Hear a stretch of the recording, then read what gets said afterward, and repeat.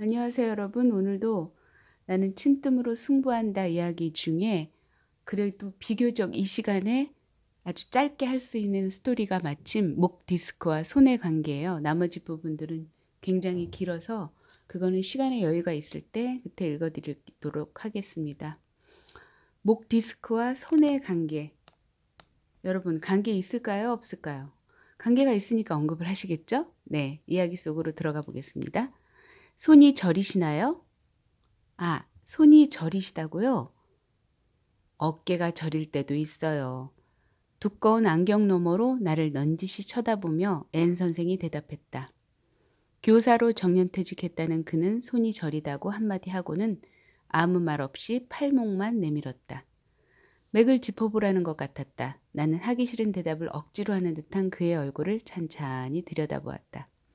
어디가 어떻게 아프다고 털어놓고 얘기하면 큰일 나는지 참 이상하다. 병원에 가서는 의사가 묻지 않는 말도 속속들이 털어놓고 보태기도 하면서 친구 사에게 오면 꿀먹은 벙어리가 된다. 한의사한테도 그런 사람들이 많이 온다는데 맥만 탁 내놓고 마치 점술가에게 점을 볼 때처럼 알아맞히거나 못 맞히나 하고 알아맞히나 못 맞히나 하고 눈치만 살핀다. 현대 의학에 비해 침뜸술을 포함한 전통의학이 진단을 위한 기구나 기기를 거의 사용하지 않는 것은 주지의 사실이다. 특히 침구사와 한의사는 시진, 말하자면 사진이요, 사진. 사진을 매우 중요하게 여긴다. 사진이란 넉사자죠. 4개. 환자의 낯빛이나 용모를 살펴보는 망진, 만져보고 맥을 짚는 절진, 말소리나 숨소리 또는 분비물 등의 냄새를 맡는 문진, 증상이나 병의 진행 과정을 물어보는 문진을 말한다.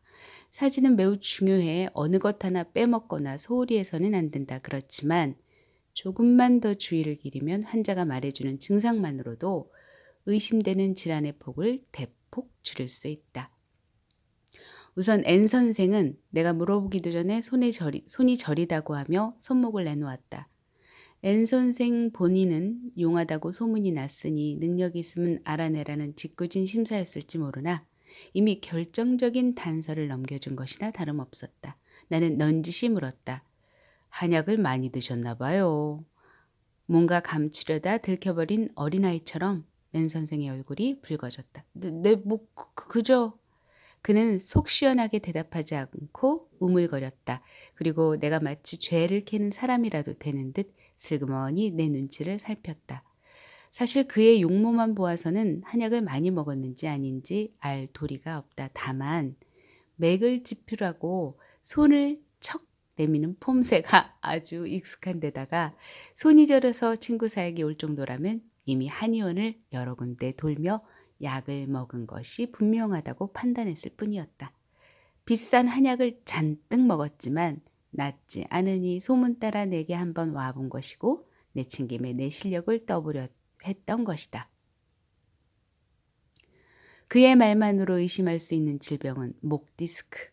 대개 손이 저리다고 하면 중풍의 전조 증상이 어깨 통증이니 하면서 약을 먹게 한다. 그러나 약을 먹었는데도 낫지 않는다면 중풍의 전조 증상이나 변비통은 아니라는 이야기. 그렇다면 이제 남은 것은 목 디스크뿐이다.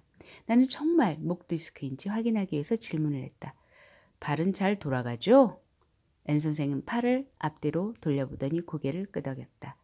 변비통이 오래되어 어깨가 굳었다면 팔을 돌리지 못할 테니 변비통으로 손이 저린 건 분명하다.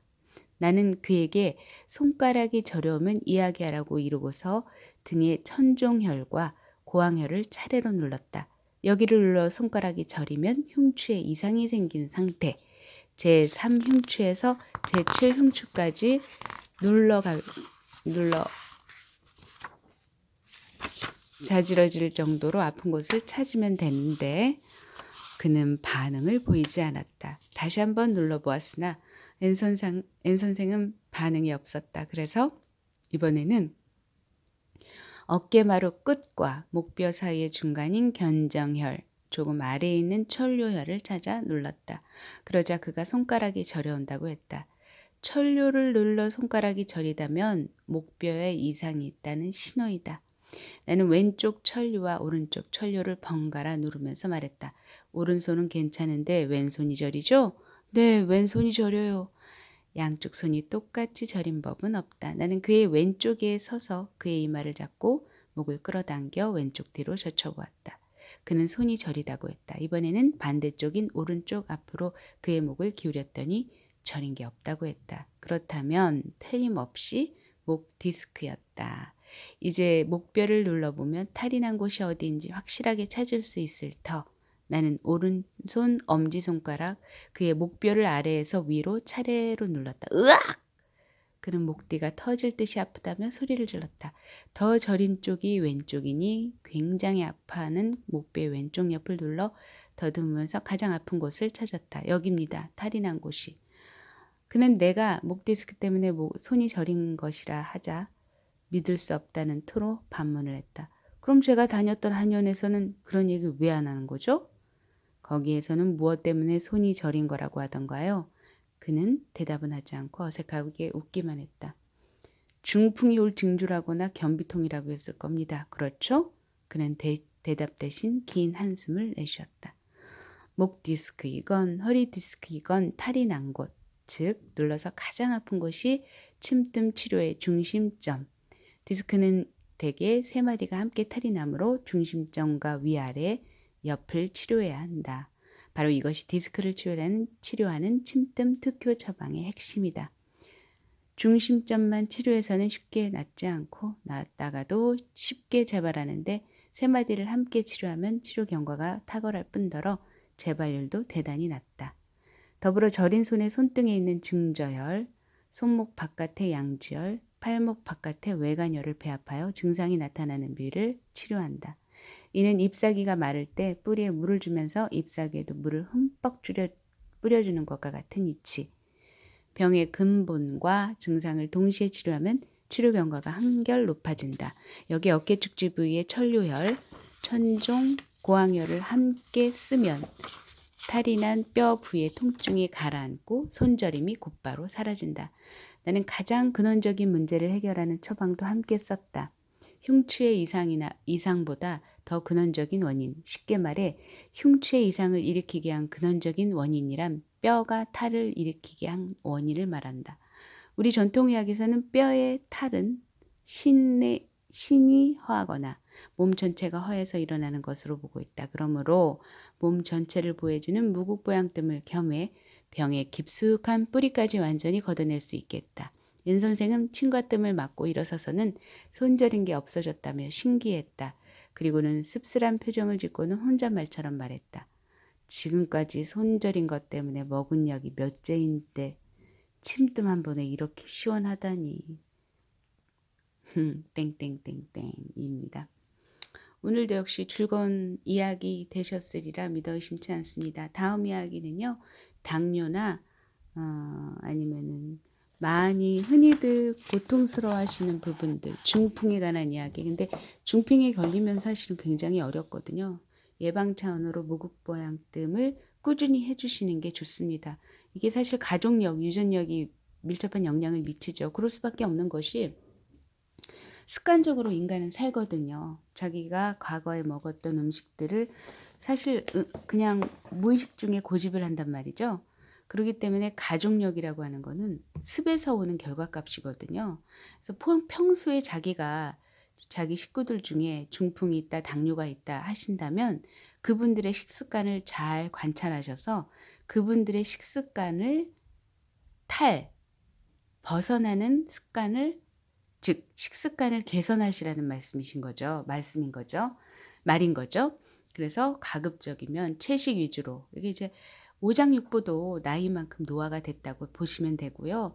그만큼 오장육부도 노화가 됐기 때문에 너무나 많은 고단백을 고칼로리 음식을 드시면은 운동을 우리가 그만큼 젊은 사람들처럼 20, 30대 내지는 10대처럼 열심히 운동할 수 없으니까 당연히 살이 찌는 거는 너무나 당연한 거고 저는 물만 마셔도 살이 쪄요 라는 말은 사실은 솔직히 거짓말이에요.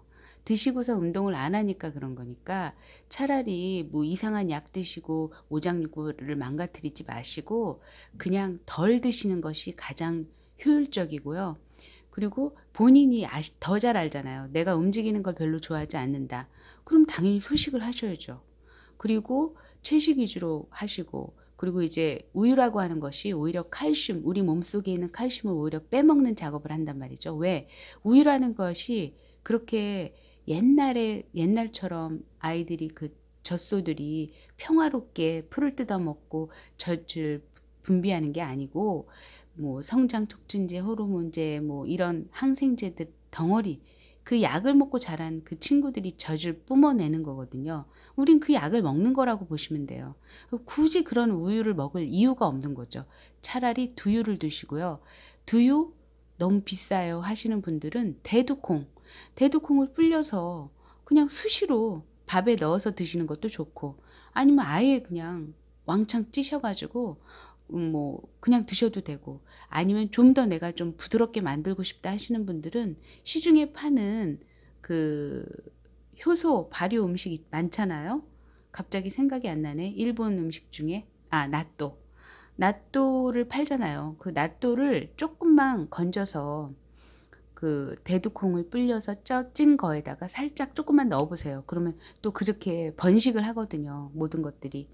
그러니까 이제 그런 식으로 소화 흡수율이 높은 거, 그리고 그 소화의 장애를 일으키지 않는 것들에 많이 노출시키는 게 좋겠죠. 뭐 토마토도 좋고 이런 것들을 많이 가까이 하시면, 네, 뭐 당뇨나 고혈압 뭐 이런 거에 걸릴 이유가 없습니다.